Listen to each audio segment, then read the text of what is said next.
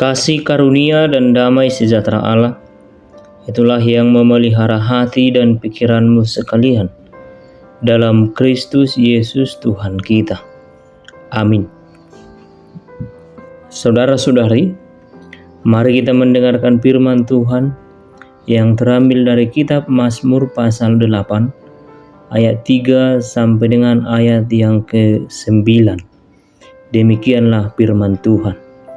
Jika aku melihat langitmu, buatan jarimu, bulan dan bintang-bintang yang kau tempatkan, apakah manusia sehingga engkau mengingatnya? Apakah anak manusia sehingga engkau mengindahkannya? Namun engkau telah membuatnya hampir sama seperti Allah, dan telah memahkotainya dengan kemuliaan dan hormat. Engkau membuat dia berkuasa atas buatan tanganmu. Segala-galanya telah kau letakkan di bawah kakinya. Kambing domba dan lembu sapi sekalian, juga binatang-binatang di padang, burung-burung di udara dan ikan-ikan di laut, dan apa yang melintasi arus lautan. Ya Tuhan, Tuhan kami, betapa mulianya namamu di seluruh bumi. Demikianlah pembacaan firman Tuhan. Saudara-saudari, dalam renungan harian kita pada saat ini, pemazmur kembali mengajak kita untuk mengenali siapakah kita di hadapan Allah. Who is am I? Alkitab menjelaskan bahwa manusia adalah ciptaan Allah yang paling mulia dari segala ciptaannya. Manusia adalah gambaran atau rupa Allah, Imago Dei. Pengenalan yang dalam akan siapakah diri kita sesungguhnya harus menuntun kita kepada kerendahan hati di hadapan Allah. Dalam memahami dirinya sendiri, pada saat ini banyak orang yang tersesat karena ia tidak mengenali dirinya dengan menggunakan hikmat yang datang dari Allah. Dalam mengenali diri sendiri, ada banyak orang yang meletakkan identitasnya pada apa yang ia miliki, pada pandangan orang lain terhadap dirinya, bahkan juga pada kekuasaan yang dimilikinya pada saat itu juga. Saudara-saudari, sesungguhnya semua hal itu tidak dapat mendefinisikan siapakah kita atau apakah hakikat manusia sesungguhnya. Dan jika kita sendiri mengenali diri kita dengan hal demikian, maka tentu itu akan mendatangkan egois dan tinggi hati atau kesombongan. Lantas siapakah manusia itu? Pemazmur mengatakan bahwa manusia atau kita adalah ciptaan Tuhan, rupa Allah, sebagaimana dalam ayat 8 dikatakan. Oleh karena itu, pemazmur memanggil seluruh umat agar tetap memuliakan Tuhan, sebab kemuliaan Allah telah memenuhi seluruh bumi. Bahkan di tengah-tengah kekerdilan manusia, jika kita bandingkan dengan ciptaan lainnya, Tuhan telah menciptakan manusia segambar dan serupa dengannya. Dalam bahasa teologis, kondisi tersebut diistilahkan dengan Imago Dei. Oleh karena itulah, manusia juga telah Allah beri kuasa untuk memelihara dan mengelola alam semesta secara bijaksana. Namun perlu kita tahu, karena pelanggaran Adam dan Hawa, dosa telah merajalela dan membuat jati diri manusia tidak benar, sehingga citra Allah yang ada dalam diri manusia pertama itu rusak dan hilang.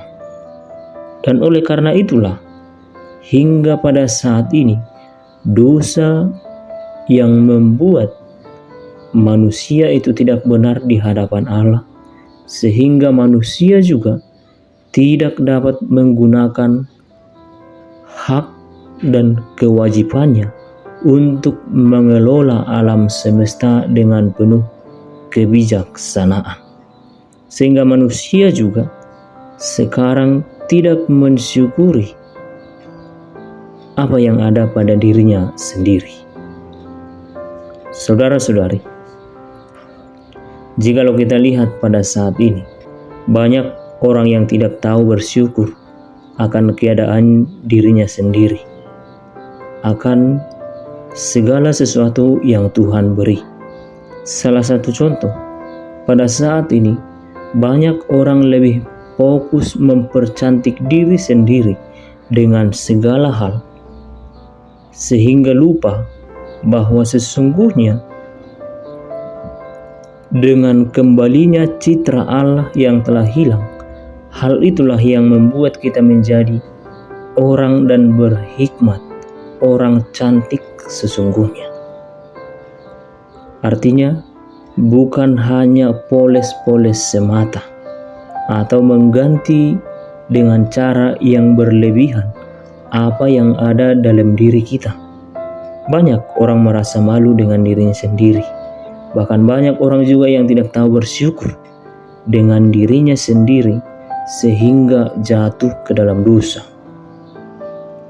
Contohnya, mengganti jenis kelamin atau menambah. Saudara-saudari, dalam Mazmur kita hari ini, kita diajar bahwa pertanyaan tentang siapakah kita tidak bisa lepas dari pertanyaan siapakah kita di hadapan Tuhan.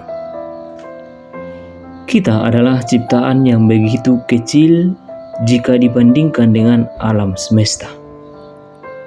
Tetapi Allah sendiri berkenan untuk menciptakan kita segambar dan serupa dengannya, serta mengangkat kita menjadi anak-anaknya.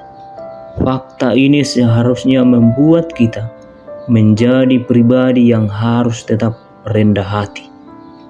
Jati diri kita hanya dapat ditentukan pada apa yang Tuhan katakan tentang kita dan bagaimana kita melaksanakan kewajiban kita dengan penuh rasa syukur.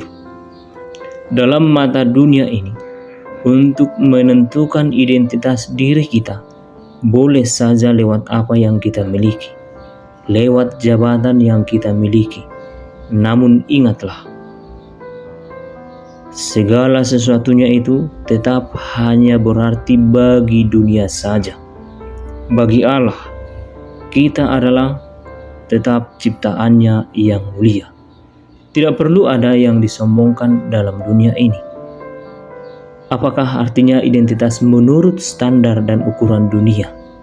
Jika kita tidak menyadari identitas kita sebagai ciptaan Allah dan anak-anak Tuhan yang di dalam diri kita sebenarnya adalah imago Dei atau rupa Allah lewat penebusannya yang dipulihkan kembali lewat kematian Yesus Kristus.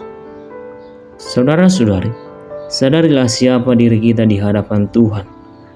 Jalanilah hidup sesuai dengan identitas yang telah Tuhan berikan dengan penuh ucapan syukur. Dan ingatlah, jangan pernah berkecil hati jikalau dunia ini memandang kita kecil atau rendah.